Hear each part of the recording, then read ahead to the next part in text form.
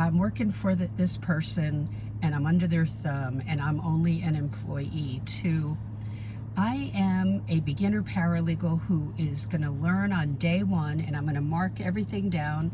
And for the first time in months, I don't have my notebook with me, but I'm going to mark it all down, everything that I'm learning.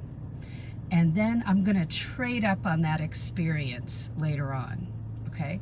So that's the difference between a person who's just taken a paycheck, just coming in like 8:30 to 5:30, and it's just a grind, and I'm just grinding every day, and that's all it is, and you're a hamster on a treadmill.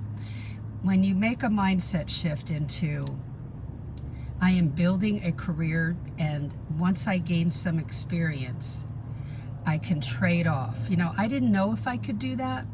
In the first job, I just thought, I'm going to try it. What can I lose? What is the worst that could happen after 6 months of experience?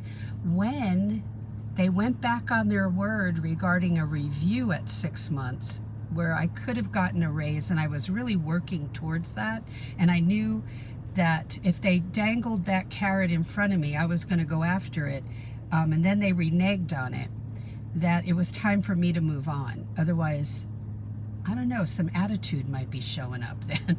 and I didn't want that to happen. So I wanted to be happy where I was working, and if I was not appreciated, then I would move on.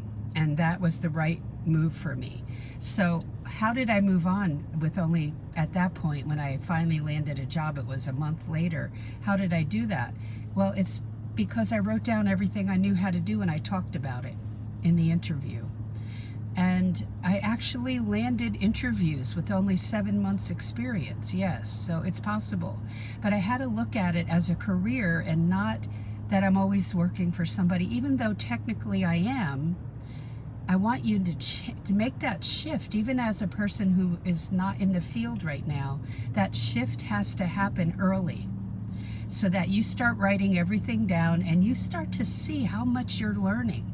Because we forget when we're so busy and we're stressed a little in the first job, and or a lot, and we'll forget all those details. You've got to write them down and start building a notebook for yourself, or a file for yourself, not of copies of client documents. Please do not do that, but just of what you know how to do, like the names of the documents, but not any client names in there. That's very private information, okay?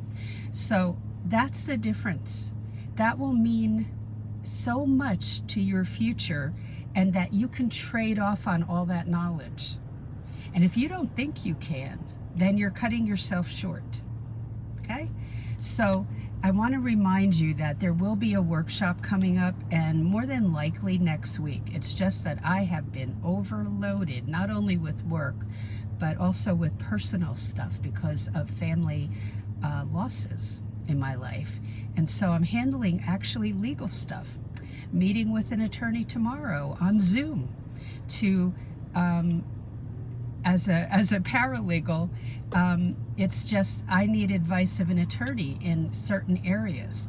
And so it's almost like, it's not the tables are turned, because I've sought attorney advice before in my life, but it's just really interesting because it's a field that I've worked in, the area of law I've worked in, but I need the help of an attorney. So I've got to do that in the middle of working. And so I'm going to try to get that workshop going, because I really want to help you understand how to land a paralegal, your first paralegal position without experience. And that's the title of this workshop. They'll both be paid workshops. There are no free workshops, but the first one will be very minimal amount, and the next one will be a VIP event. So both will be in private Facebook groups, okay, where I will have the live video. And so stay tuned for all of that. I'll put up the information this week, okay? Have a great day. Change the mindset. No more, I'm only getting a paycheck, I'm always under the thumb of an employer, to I'm building something incredible. You never know where it may lead. Have a great day. I'll talk to you soon.